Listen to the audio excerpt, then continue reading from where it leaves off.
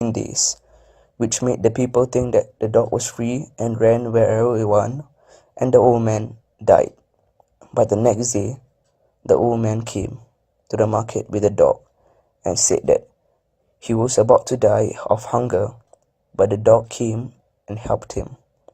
Thus now he tied it up with a metal chain so that no one would cut it, and that he would earn money as usual.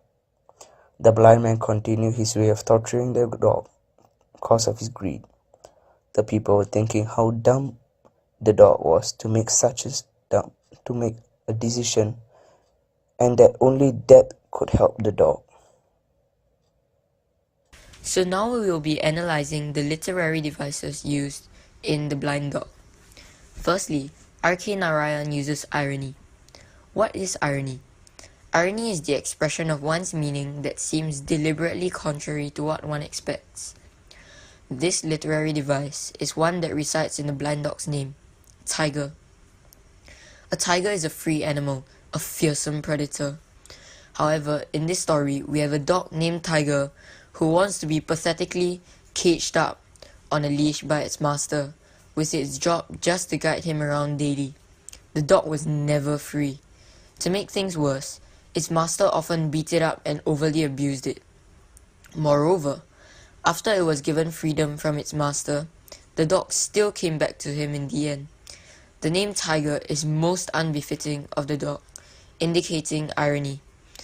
I feel that the writer used irony to ridicule the dog, as though his name Tiger was made with sarcasm. This invokes strong feelings of pity for the dog from the readers. Secondly, R.K. Narayan uses metaphors in the story. A metaphor is a figure of speech in which a word or phrase is applied to an object or action to which it is not literally applicable. This literary device resides in many parts of the story. For example, the title, The Blind Dog. One might take the title literally at first, assuming that the story is about a blind dog.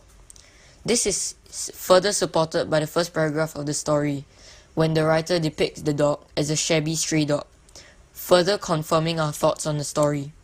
However, we later find out that the dog was not blind, but instead a man, and that man was none other than the man who would be his owner.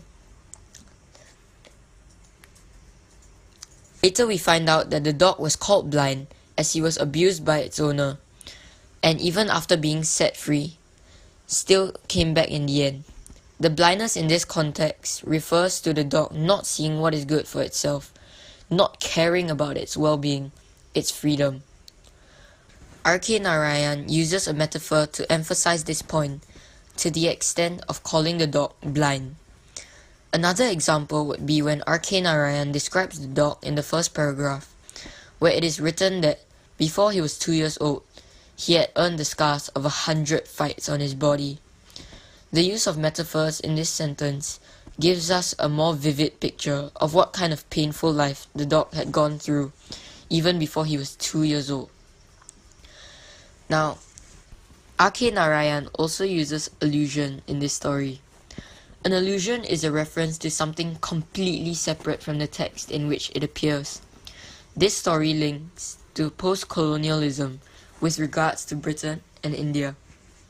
In this story, the Indians are portrayed as the dog, and the blind man as the British colonial masters.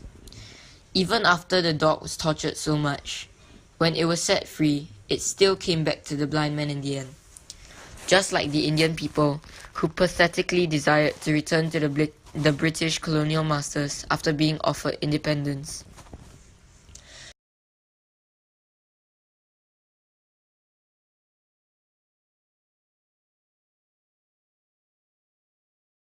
Created using Powtoon.